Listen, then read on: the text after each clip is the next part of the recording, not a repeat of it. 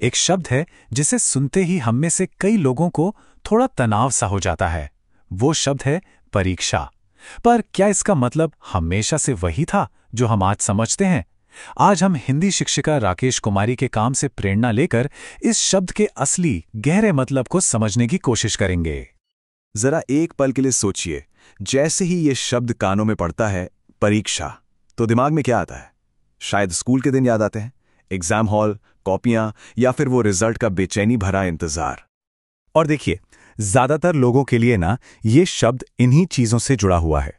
Pressure से, competition से, सिर्फ और सिर्फ रिजल्ट्स के स्ट्रेस से, और हां, कहीं ना कहीं फेल होने के डर से भी। मतलब हमारे एजुकेशन सिस्टम का एक जरूरी लेकिन काफी तनाव भरा हिस्सा बन गया है ये।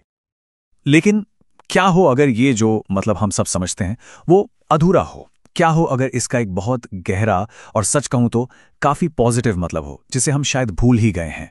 तो चलिए आज इसी की तह तक चलते हैं। तो आखिर इस शब्द के पीछे का सच है क्या? आइए देखते हैं। देखिए, परीक्षा शब्द जो है वो असल में दो बहुत पुराने संस्कृत शब्दों को जोड़कर बना है।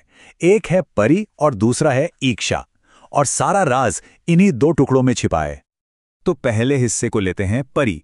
परि का मतलब होता है चारों ओर, पूरी तरह से। मतलब किसी चीज को बस ऊपर ऊपर से नहीं, बल्कि हर एंगल से, एक कह सकते हैं कि 360 डिग्री व्यू से देखना। और फिर आता है दूसरा हिस्सा, ईक्षा। इसका सीधा सा मतलब है देखना, या और गहरे में जाएं तो निरीक्षण करना, परखना। ये कोई कैजुअल नजर नहीं है, बल्कि बहुत ध्यान से की जाने वाली जांच पड़ताल है। तो अब जब हम इन दोनों को जोड़ते हैं, परि यानी चारों ओर से और ईक्षा यानी देखना, तो परीक्षा का असली मतलब क्या बना? किसी भी चीज को हर तरफ से, पूरी तरह से देखकर उसका आकलन करना। यह कोई स्कूल का टेस्ट नहीं है, यह तो एक बहुत बड़ी और गहरी ऑब्जर्वेशन की प्रक्रिया है। और कमाल की बात यह है कि यह मतलब सिर्फ किताबों और स्कूल तक ही नहीं है। सोचकर देखिए, जब कोई डॉक्टर किसी मरीज की बीमारी को हर एंगल से जांचता है ना, तो वो असल में उसकी परीक्षा ही तो कर रहा है। या मान लीजिए कोई जौहरी सोने को परखता है, या जब हम खुद अपने किसी काम को, अपने बर्ताव को देखते हैं कि क्या मैंने सही किया, वो भी तो एक तरह की परीक्षा ही है। तो एक तरफ है ये गहरा असली मतलब, और दूसरी तरफ है वो मतलब जो आज हम इस्तेमाल करते हैं। चलिए जरा दोनों को आमने सामने रखकर देखते हैं कि फर्क कितना बड़ा है। इस टेबल में फर्क साफ नजर आता है।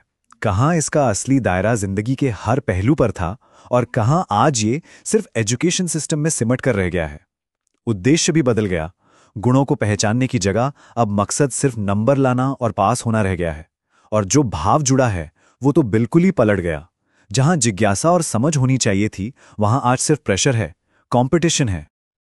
और नतीजा ये हुआ कि एक इतना बड़ा, इतना पॉजिटिव शब्द आज एक छोटी सी और सच कहें तो तनाव देने वाली चीज बनकर रह गया है, जिसका पूरा फोकस बस एकेडमिक परफॉर्मेंस पर है। तो सवाल उठता है कि अब जब हम ये जानते हैं तो क्या हम इसे देखने का अपना नजरिया बदल सकते हैं? चलिए इसी पर बात करते हैं। सोचिए, अगर हम इसके असली मतलब को अपनी सोच में वापस ले आएं तो क्या होगा? पहली चीज, स्ट्रेस कम होगा। क्यों? क्योंकि तब ये कोई जजमेंट नहीं लगेगा, बल्कि एक ऑब्जर्वेशन की तरह लगेगा। दूसरी बात, हमारा विकास सिर्फ पढ़ाई में नहीं, बल्कि जिंदगी के हर हिस्से में होगा, क्योंकि हम खुद को हर जगह परीक्षण की नजर से देखेंगे। और शायद सबसे जरूरी बात, डर की जगह मन में जिज्ञासा और समझने की इच्छा पैदा होगी। बिल्कुल, जैसा कि इस विचार का मूल स्रोत हमें बताता है, जब हम शब्द की जड़ को समझ लेते हैं तो परीक्षा हमें कोई डरावनी चीज नहीं लगती, बल्कि ये जिंदगी में खुद को बेहतर बनाने का एक पॉजिटिव और यूजफुल टूल नजर आने लगती है। तो अब सवाल ये है कि अगली बार जब ये शब्द परीक्षा सामने आए, तो क्या उसे बस एक टेस्ट के तौर पर ही देखा जाए, या फिर उसे जिंदगी में किसी चीज को, किसी हालात को, या खुद को ही चारों तरफ से परखने का एक मौका समझा जाए? इस गहरी और संतुलित समझ को हम अपनी रोज की जिंदगी का हिस्सा कैसे बना सकते हैं, ये एक सवाल है जिस पर सोचा जा सकता है।